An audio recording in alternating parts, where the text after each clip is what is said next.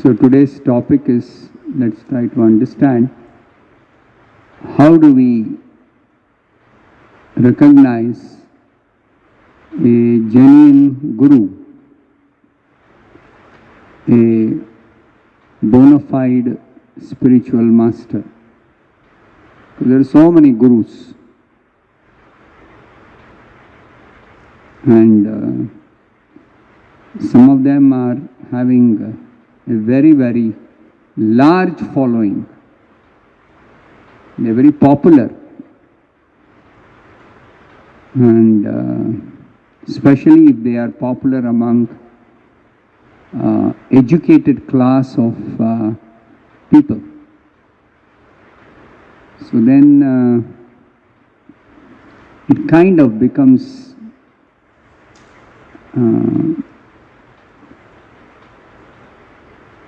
established that, oh, here is a person who is attracting educated people, so he must be a genuine guru.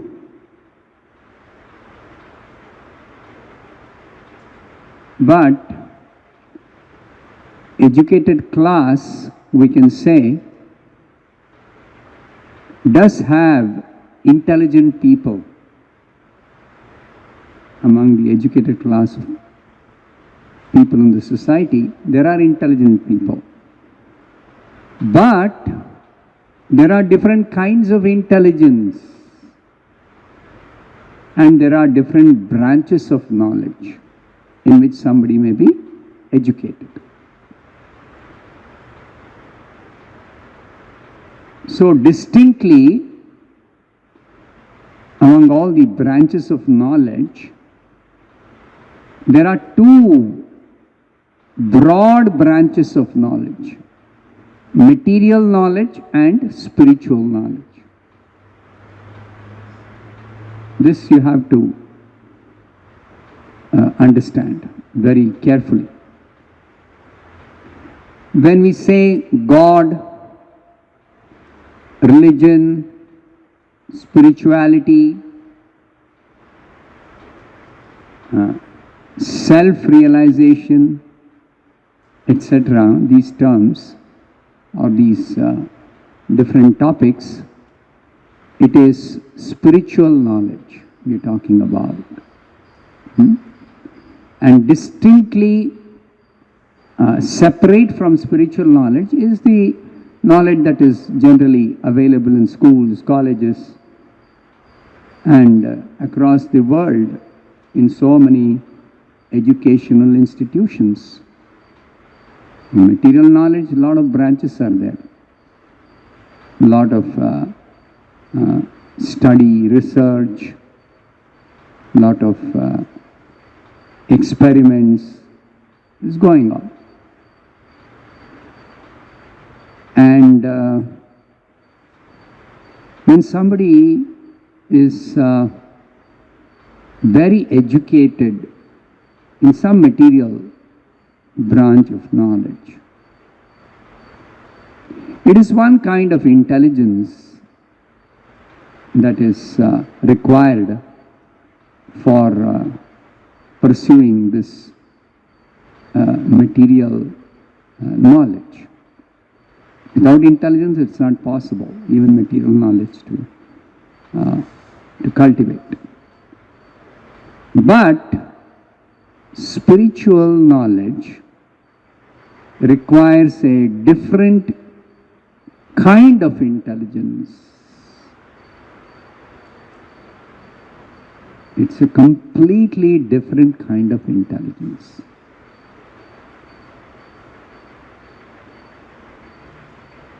Just like you can very easily understand,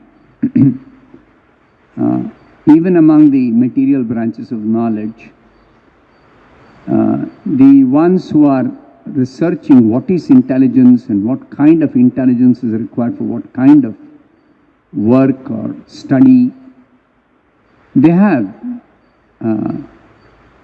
done enough research, and they say one kind of intelligence is required for analyzing something, analytical skill or ability. Then another kind of intelligence is required for sketching, drawing, painting, carving. It's another kind of intelligence. Somebody may be very, very expert in analytical ability. But when you ask them to draw a simple flower, they'll be just unable to draw it. You see, their hand will not move. They'll be terrible in drawing. Isn't it? So that is a different kind of intelligence. Then, the intelligence required to move the hands and do something. Kinesthetic skill it's called. Some people, you give them any device, they just look at it, open it, do all the things with the different parts, put it back. So easily they do it. Or give them a gadget to operate, a complex gadget. They have no difficulty. They don't require any manual, any guidance. That's called kinesthetic intelligence. They're very good with their movement, hand movements. Hand movements.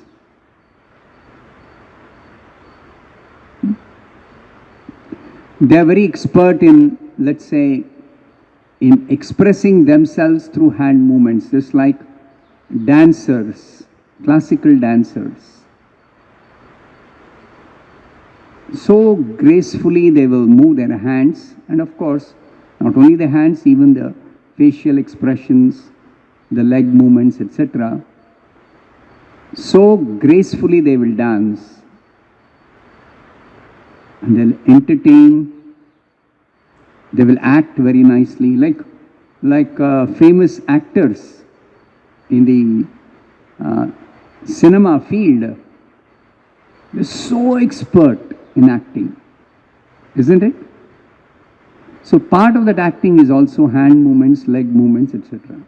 The whole body movement, etc. So nicely they do it, right? They're very, very expert. Not everybody can do it. So there are different kinds of intelligence for different kinds of knowledge. Now when it comes to spiritual knowledge, spiritual understanding, it requires a totally different kind of intelligence. A totally different kind of intelligence. What is this intelligence?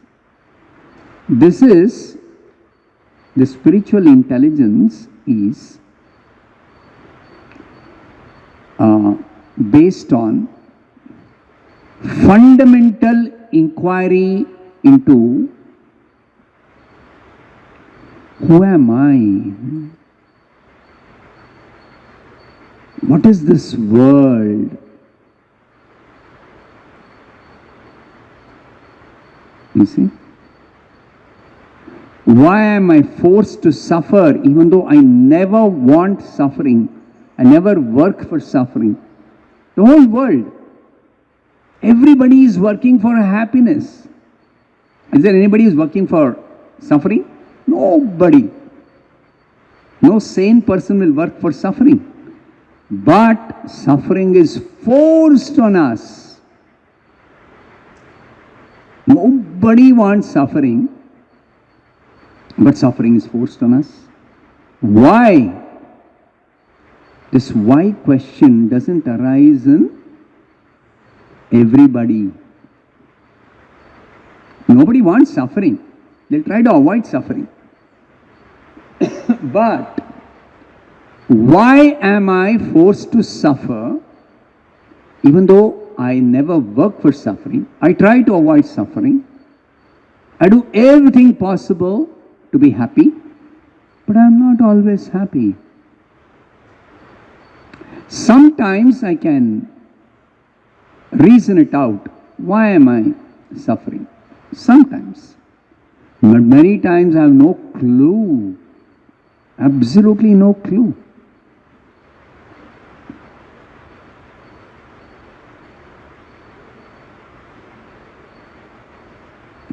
So, this why question, there is one Upanishad. The whole Upanishad is asking questions. Why? This why should come. That comes only with respect to fundamental things like who am I? What is this world?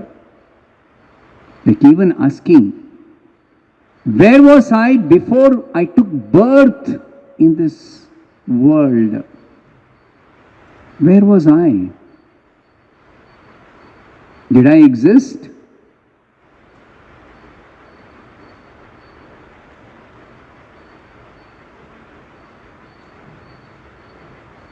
And what happens after death? Very, very fundamental question. These questions don't bother people who lack spiritual intelligence. It never bothers them. If you ask such questions, they'll think you are mad, you're pagal.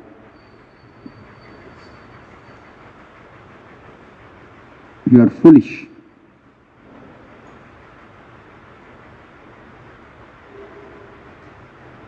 You see?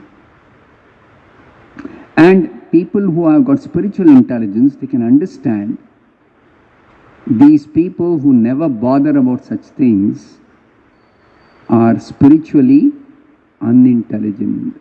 Spiritual fools they are. Spiritually they are all foolish.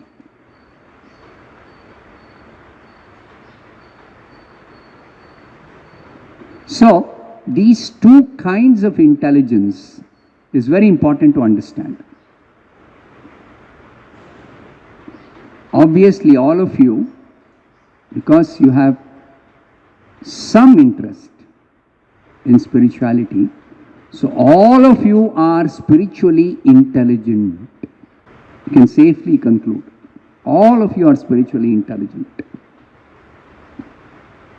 Otherwise, you would not have come here, sit and hear about God, about soul, about what happens after death, etc., etc. Bhagavad Gita. You see, you will never be interested and never bother about it. You have so many colleagues in your office or in your college, if you're studying, in your neighborhood, if wherever you're staying. Never take interest in all these things. Don't bother. Never. Many examples. Of course, those with spiritual intelligence are very, very, very, very, very small number. This is a fact. In this world, very, very few people. The number is very small. So be very careful when you try to select a guru simply based on popularity among educated class who are materially intelligent. That is not at all the correct basis for judging somebody is a genuine guru. As much as, very simple example I can give. Somebody is a expert in physics, okay, expert in physics, studied thoroughly, is a genius, done PhD, teaching, research, can explain very nicely.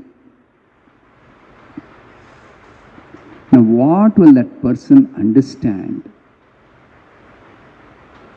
about, say, some subject like economics, especially when it comes to understanding the economics at the level of the state, the country, international policies? They will not understand anything.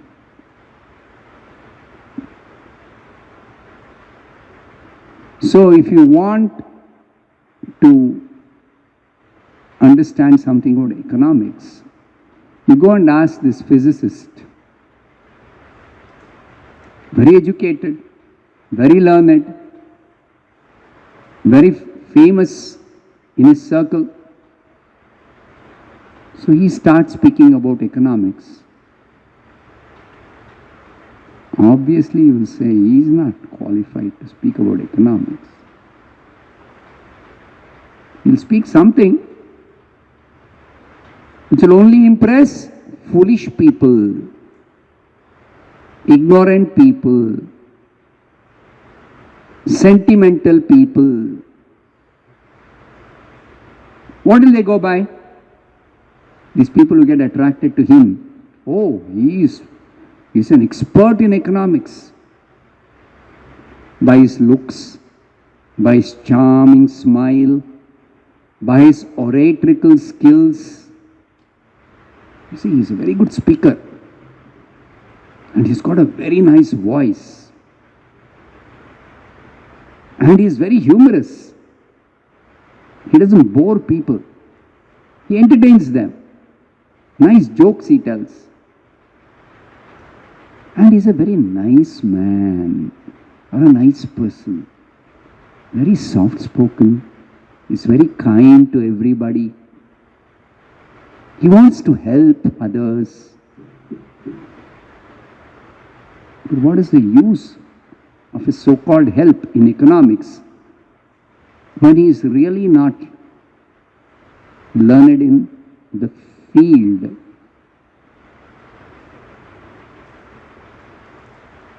Correct?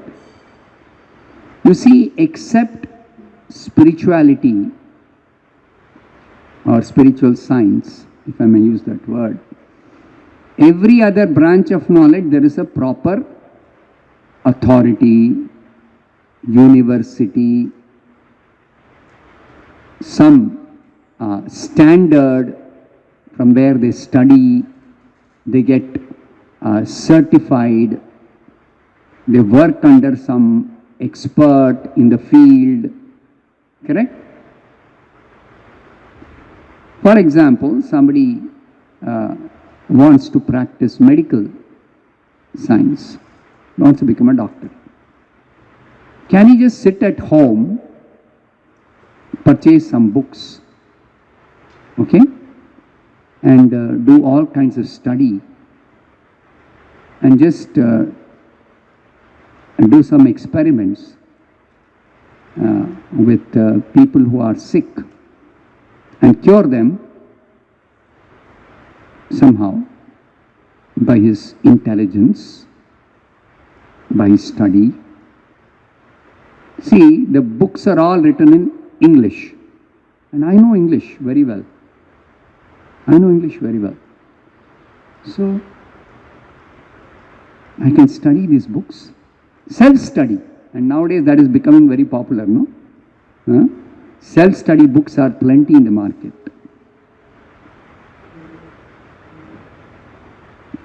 So, self-study may work for some simple elementary things.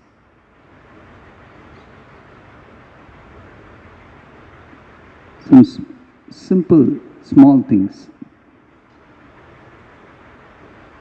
But when it comes to such subjects as medical science,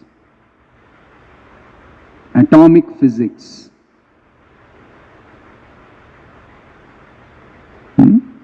advanced mathematics, you can never learn, figure out simply by reading some books, doing some guesswork, doing some experiments by yourself.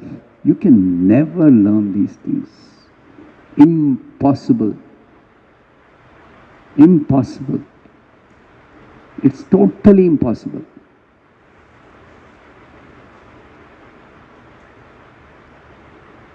Okay?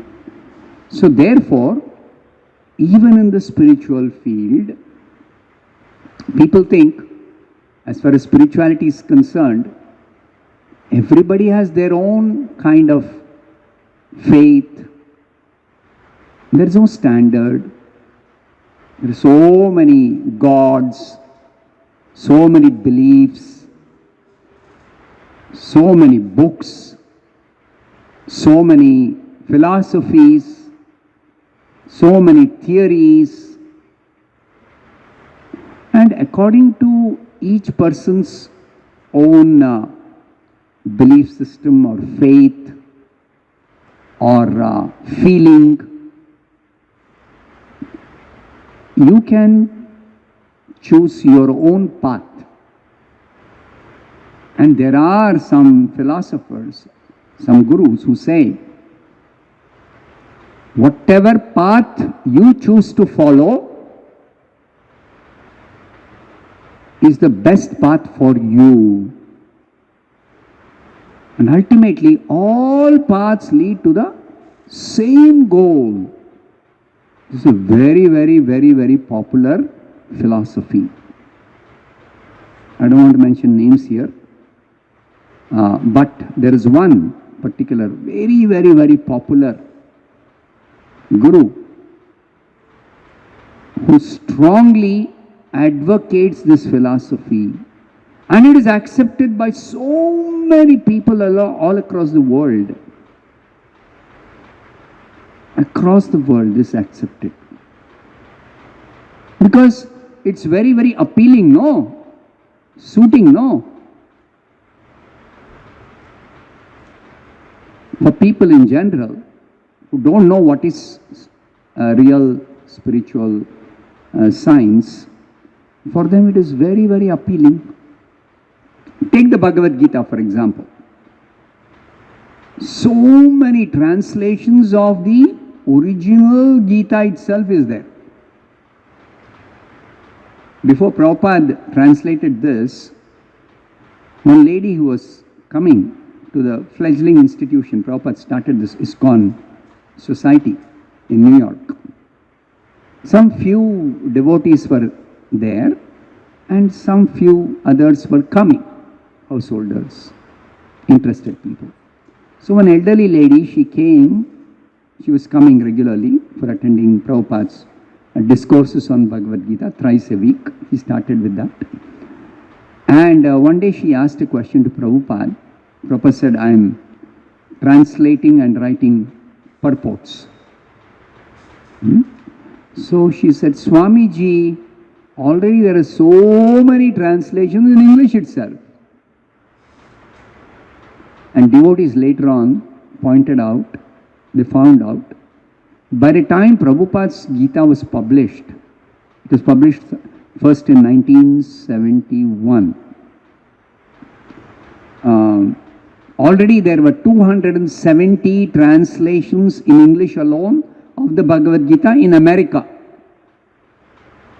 How many? About 270. The exact number I don't remember. About that. So she naturally asked, what is the need for one more? So Prabhupada gave her an answer, which is very, very important to note. Prabhupada said, yes, there are many, many translations. I am aware of it. And I myself have read quite a few of those translations. But in all those translations in English, the author has expressed his own viewpoint of Bhagavad Gita.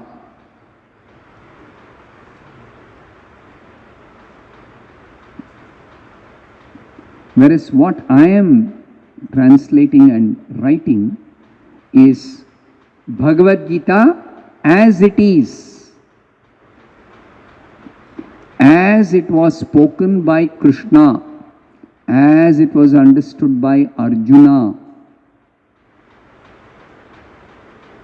the first disciple of Krishna.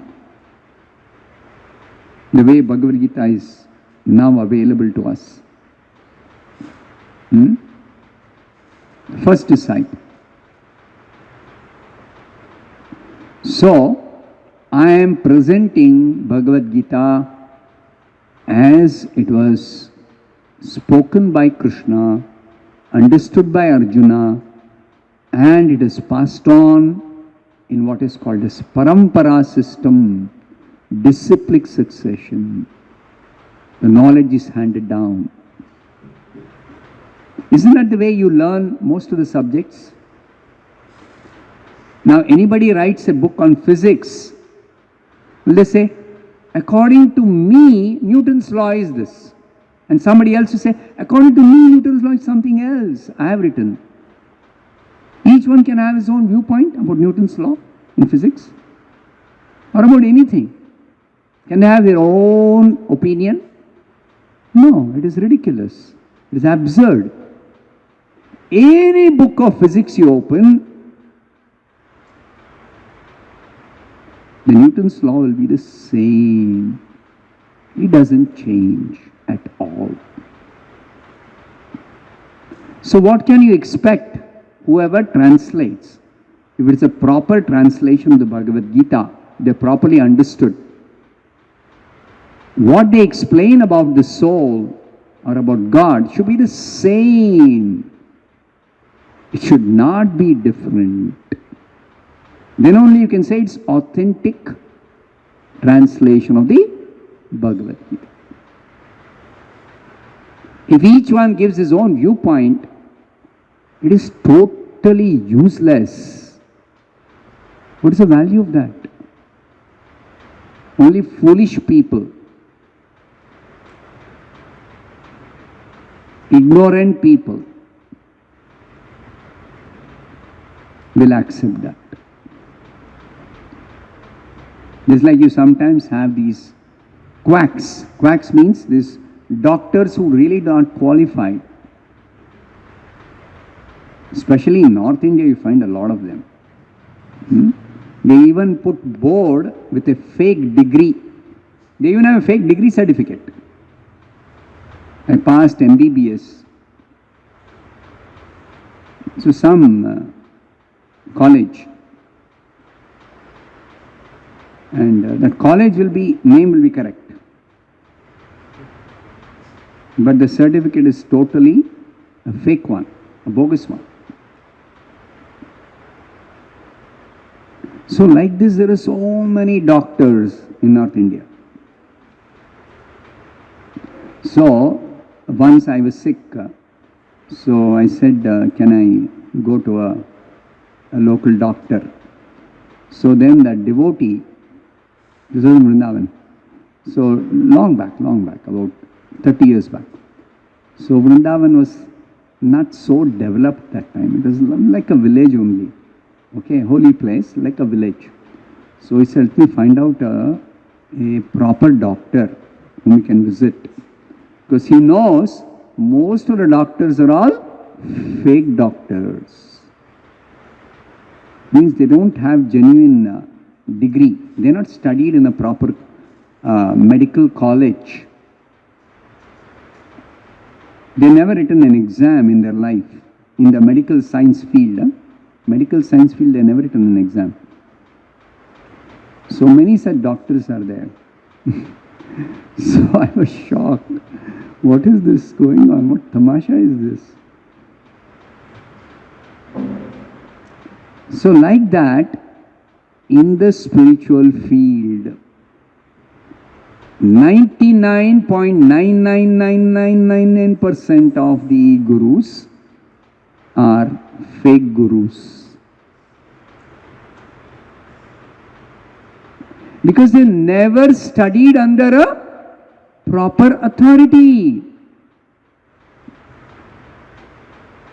When I was in college, I used to take interest in attending discourses, going to these institutions. I don't want to name any, but I used to visit some of these popular and famous institutions. And every time I would go hear the discourse, I would have questions. Not many people have questions. They come here.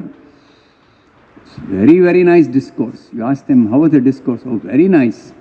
So what did the speaker speak about? Oh, something very, very high philosophy. You and I cannot easily understand that. You and I cannot easily understand that. So the speaker is speaking and these people are sitting and hearing, and at the end of it they say, we cannot understand what he is telling. Well, because you don't know the language? No, I know the language. English I know. I am educated in English medium school and college. I understand English. But the subject matter is very, very high. So you cannot understand what he is telling. Okay. How long you have been attending these discourses? If you are a recent person, you require some time to get into the subject matter. Okay. Like first time you go, you sit, you hear, so many terms will be there. First time you read Prabhupada's books also, same thing happens. You don't understand so many terms. Okay. So how long you have been attending? You are recently started coming for this discourse? No. I have been attending for many, many years. And all these years, you not understood anything? No, it takes time, you know. There has to be enlightenment inside the mind or the brain or heart or whatever that is. And then only you'll begin to understand something. You have to wait for that enlightenment. Like Buddha, they give the example of Buddha. Most of these bogus guys give the example of Buddha. Buddha is the best example for them. What did Buddha do? Buddha actually, you know the story of Buddha? I'll just briefly mention. When Buddha was born to his parents, his father was a king, mother a queen, very rich family. And when the father, when the child was born, very, very beautiful child, very shiningly bright face. So the father was very curious about the future of the child. So he called an astrologer and told the astrologer to make the horoscope and tell something about the future of the child. The astrologer said, oh, this is a very, very, very wonderful horoscope this child has got. This child is going to become world famous. The father was very happy. Oh, very nice. But the astrologer also told he is going to leave home and completely renounce everything at a very young age. Astrologers those days, they were not for money and, he will not tell what you like to hear. He is a genuine astrologer. He properly read the horoscope and he told the truth. Okay? The king was shocked to hear that. Then, this king somehow, he decided he is not going to expose this child to miseries, to, so many. So, basically he had given instructions in the palace Whenever the child goes out, of course, after he grew up, he started going out. So he should always be accompanied by a caretaker, a trusted caretaker of the king. And that caretaker has been told, wherever the horse carriage goes, let it go only to places where there will be no scene of death, disease, suffering. The child or the boy should not be exposed to any of those things. It so happened that the caretaker was able to manage for a certain length of time till this boy, Siddhartha was his name, right? Buddha was Siddhartha before, as the son of the king. So then he was not exposed to any of these things, and he grew up very happy, very nice life. And then he was even married. One day, it so happened, after his marriage, and even had a son, okay? So he was in the palace, and he would have inherited the kingdom from his father. His father was looking forward to that. So one day he happened to go out without any caretaker. So the chariot driver was there, and he just said, let's go. Oh, caretaker is not able to come now, just wait. No, I have to go. I can't wait for the caretaker.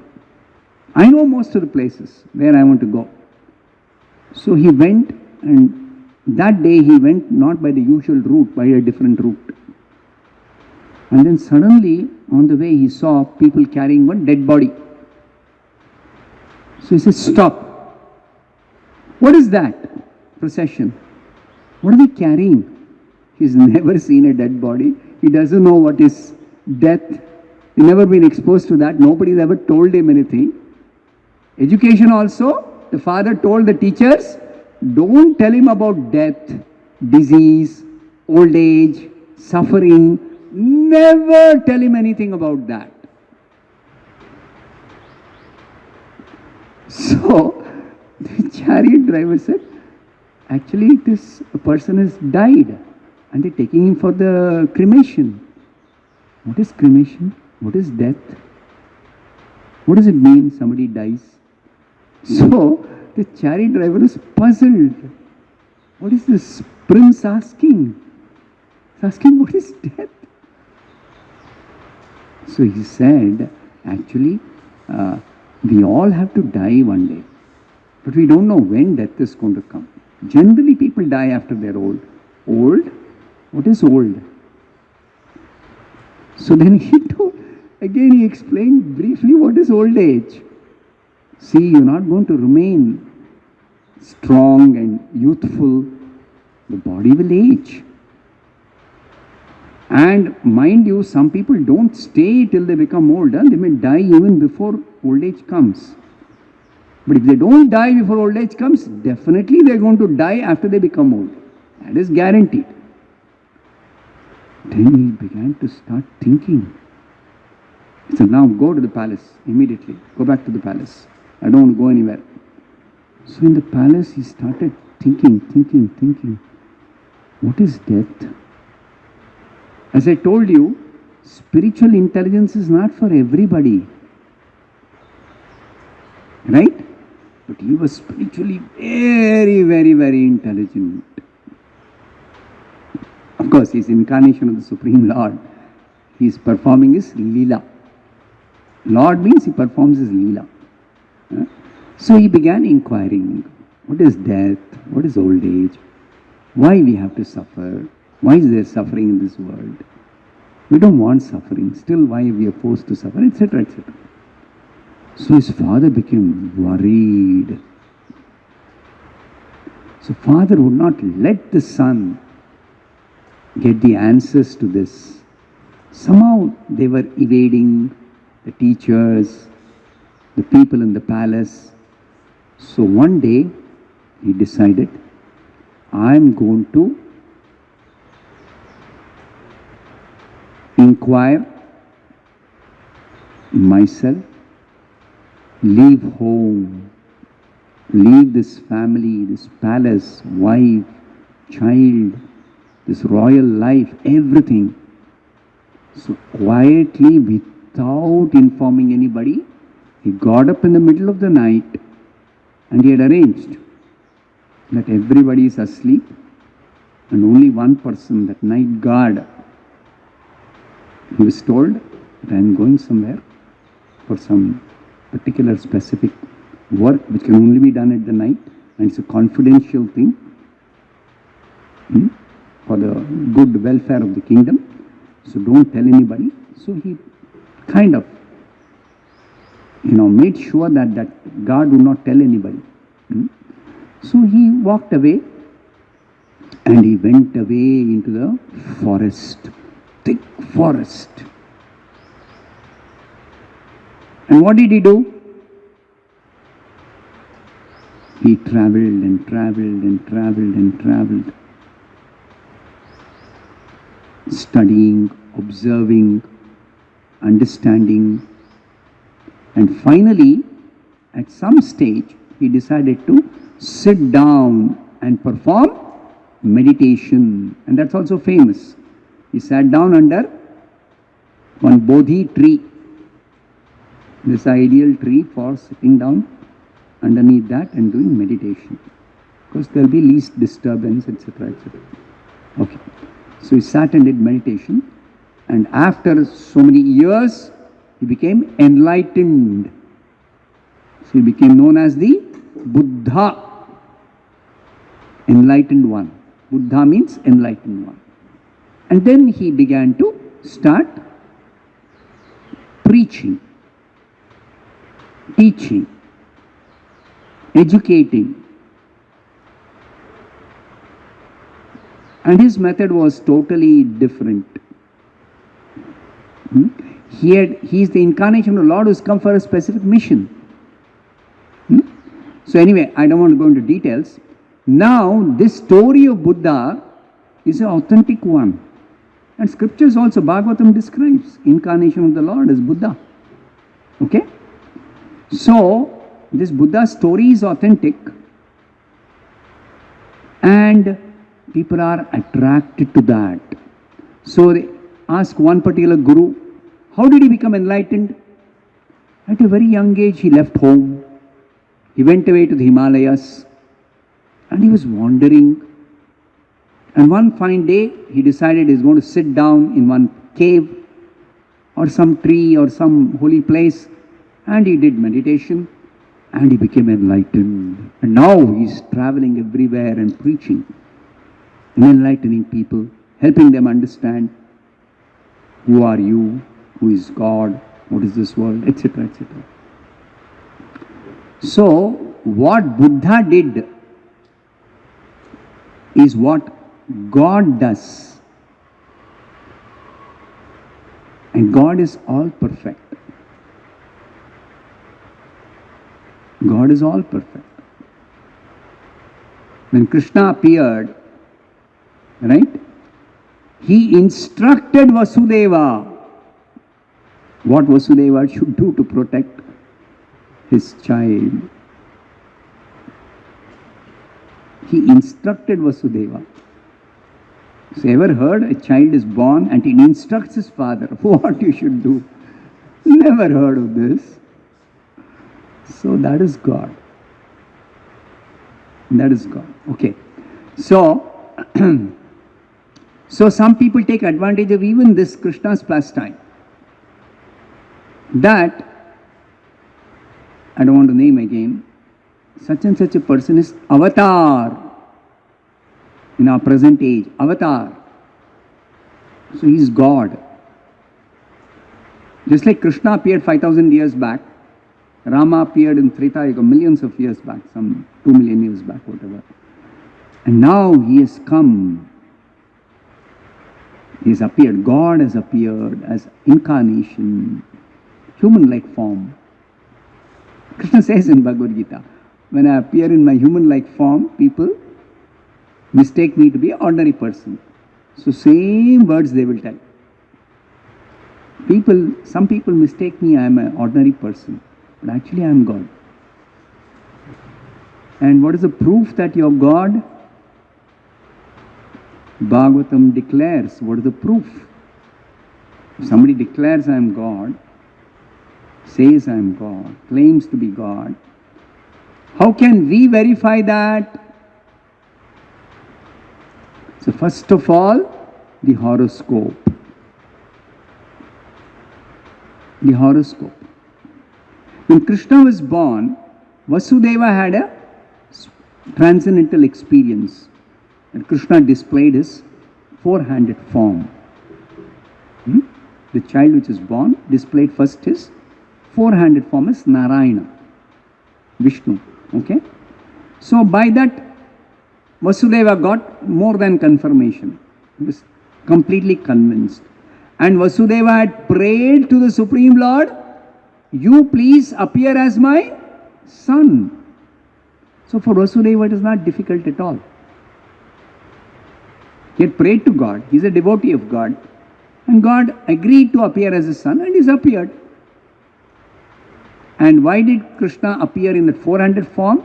To convince Vasudeva that I am God and I am appearing and I promise to fulfill your desire.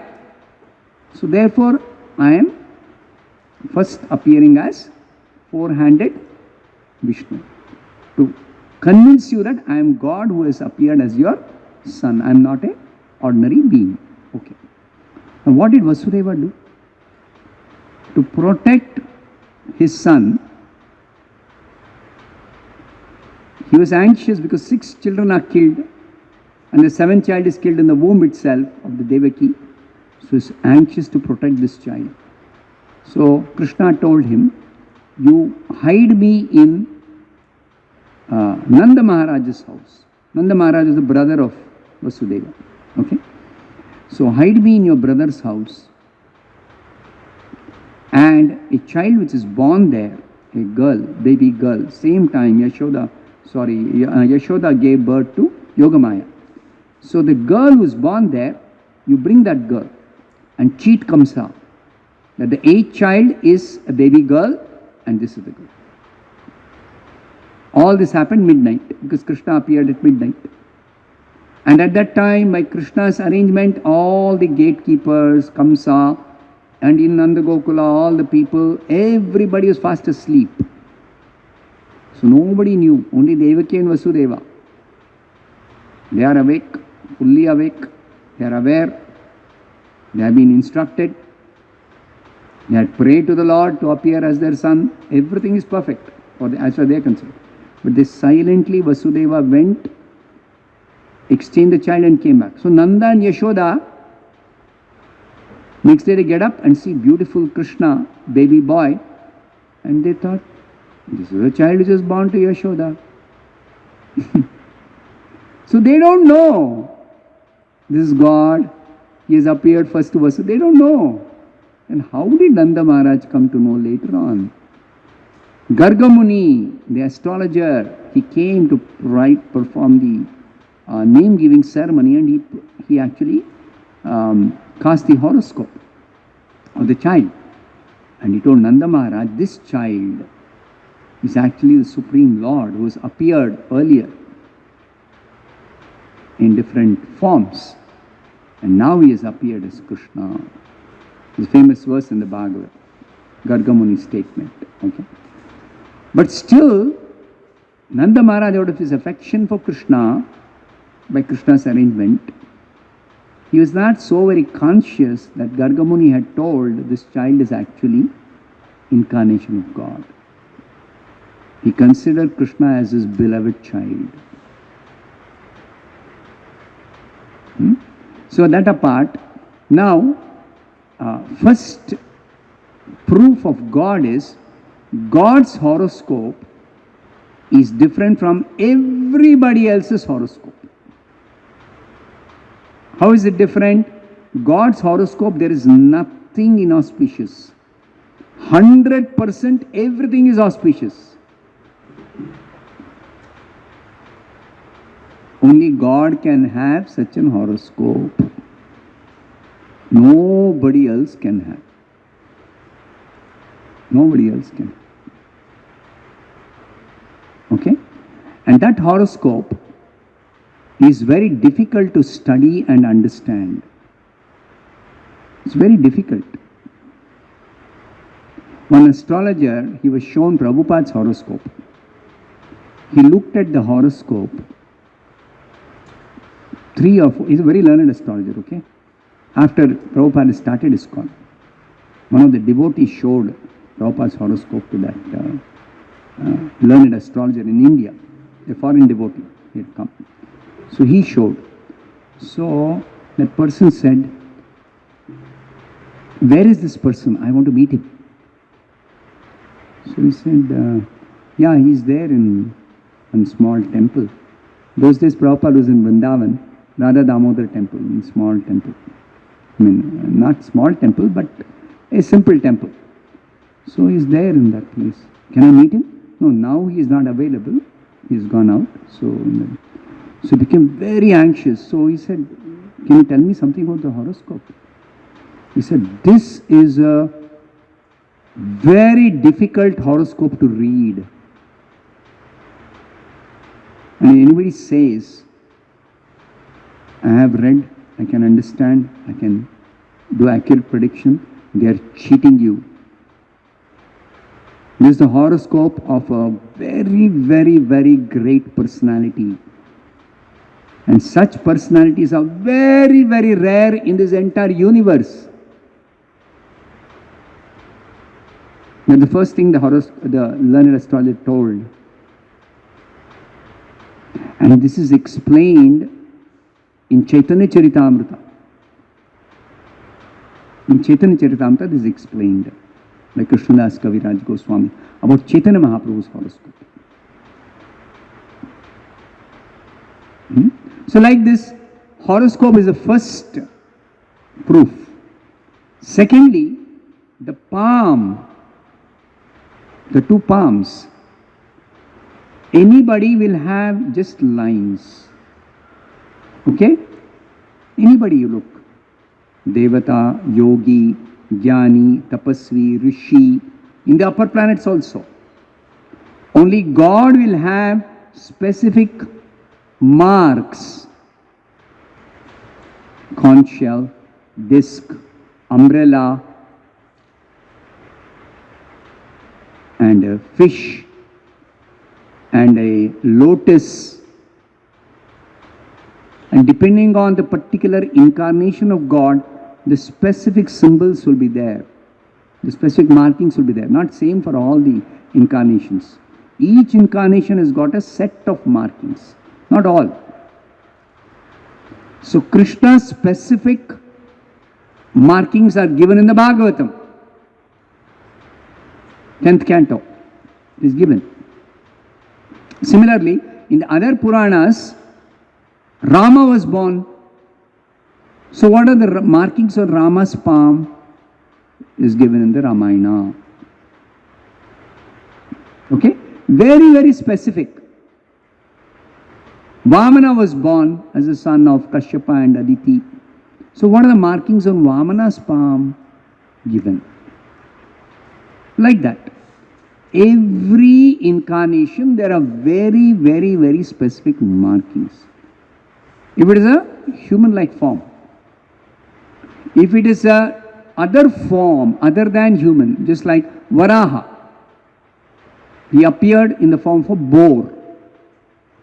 Boar is not exactly a pig. It is a wild pig, if you may say, like a pig. It looks like a pig. But a boar never eats rubbish.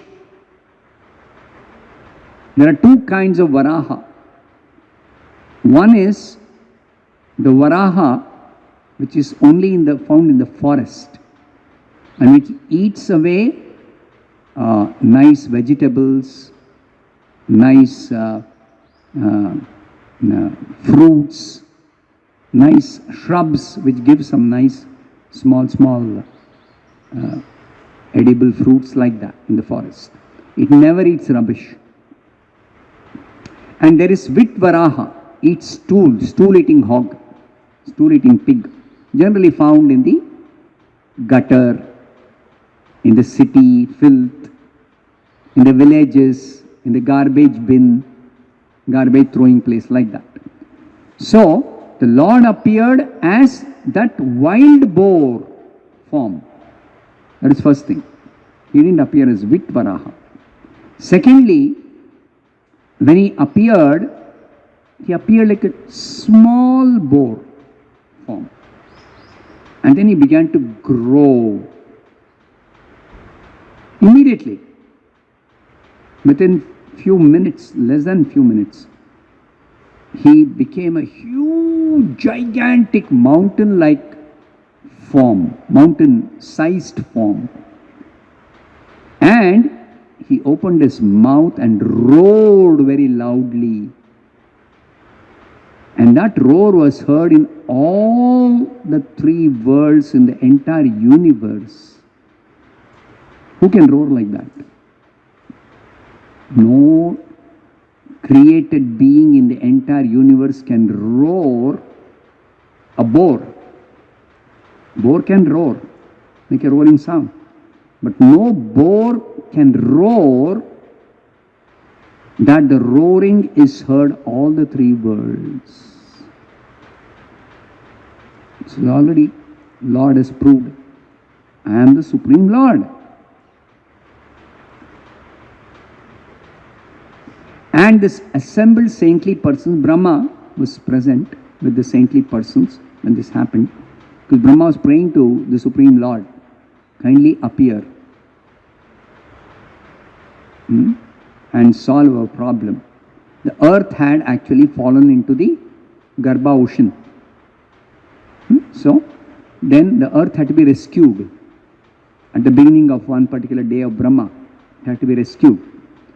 So, Brahma and all the Devatas could not do anything to remove the earth from the Garbha ocean.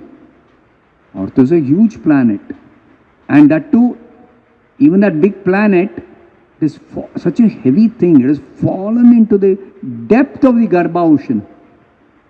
So who can remove that and put it in the orbit? Nobody can do. Brahma also cannot do. Nobody can do anything. So Brahma began to pray to the Supreme Lord. Whenever Brahma is in trouble, he will pray to the Supreme Lord. So he was expecting the Lord will do something, answering my prayers. So he confirmed that the roaring of the boar was confirmation for Brahma, the Lord has appeared. And why has he appeared? To rescue the earth. So then, when he had grown into a huge form, he went flying in the sky to jump into the Garbha ocean, as Brahma is watching and all the saintly persons are watching, and dive into it with one stroke, lift the earth and come out of the ocean, back into the air, atmosphere, and place the earth in the correct position in the sky. Who can do this? Who can do this? Only God can do it. Nobody else can do it. So, there are definite symptoms, there are definite characteristics, correct? And when the Lord in the boar form was actually, after the first roar, he continued to make a sound. That sound was identified as the hymns of the Vedas by the learned rishis who could recognize that sound. Recognize that sound.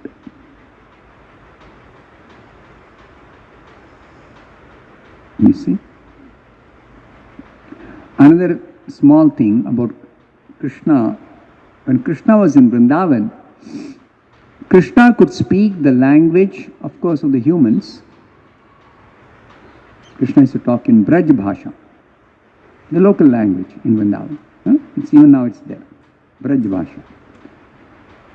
With the aborigines, he'll speak their language. Just like tribal people, they have their own language, different from the language spoken by the so-called cultured and educated people. It'll be different. So he could speak the language of the aborigines. With the aborigines, he'll speak that language. Krishna could speak the language of the birds with the birds.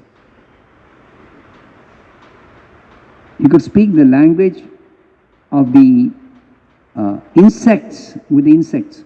Insects, what do we hear? Some buzzing sound. Particularly bees. What do you hear when a bee is, moving around, making some sound? Some buzzing sound. Say it's simply making some buzzing sound. No, they are communicating between themselves. That is unknown to human beings even now. Scientists have to do more research to figure out that language. Okay. So Krishna could speak the language of every creature in Vrindavan. This is Krishna, this is God. Only possible for God. So, please don't accept anybody as God without specific proof. 3 definite proofs are there. One is, the incarnation of God is always detailed in one of the scriptures. Before God appears, it is there in the scripture already. Secondly, the horoscope. As I said, if properly the horoscope is made, it will show all auspicious characteristics. Then third thing is definite symbols. Either in the human form, definitely in the palm, and in the sole of the feet also, underneath the feet also. Both places there will be specific symbols. But if it is non-human form, the form itself will be an extraordinary form which resembles a material form but which is never having any of the material characteristics. Krishna appeared as a fish, Matsyavatara. That fish was, again, appeared as a small fish and then started growing to Satyavrata, the devotee, to whom the Lord appeared, as Matsyavatara. And then it became very, very big, and beyond that size, there was no water body into which the king could transfer. First it was in his water jug, small fish, and the fish began to speak. Please save me.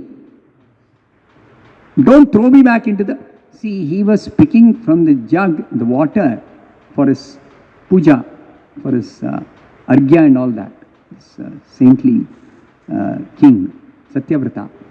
And suddenly one fish came into his pot.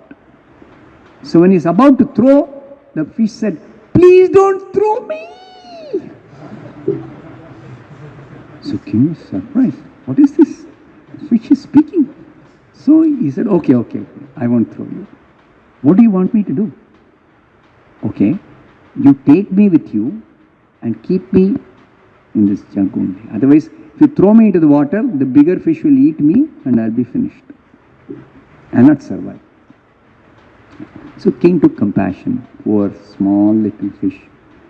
And he knew if a fish is speaking, it could be some rishi who has been cursed to become a fish or something like that. Obviously, no. It can't be an ordinary fish who speaks.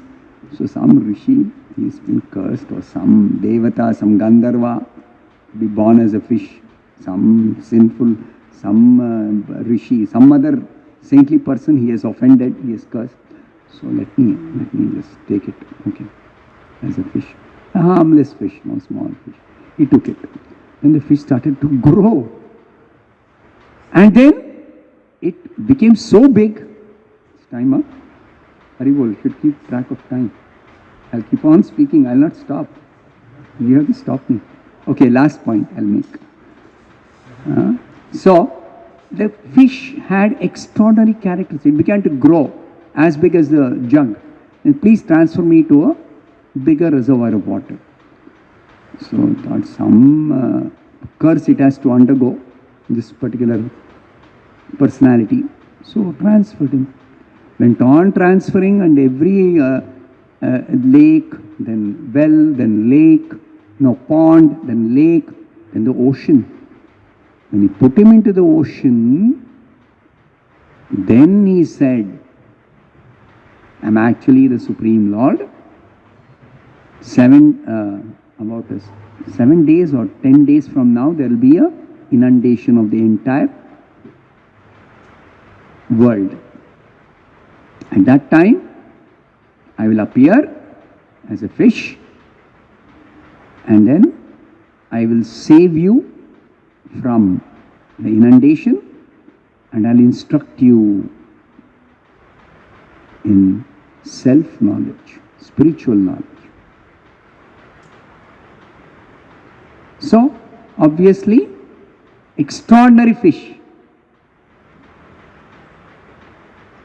The size of the fish that appeared when the inundation happened was 80 million miles or 800 million miles. And the fish was shining very, very, very brilliantly to the golden complexion.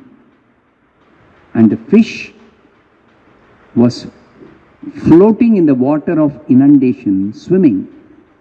And the king was given a boat by that fish. The Lord gave him a boat.